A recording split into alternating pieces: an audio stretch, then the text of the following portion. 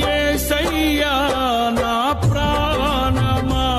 ఘనమైన స్తుతిగానమా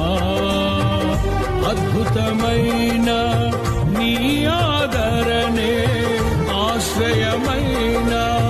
నీ సంరక్షణయే నన్ను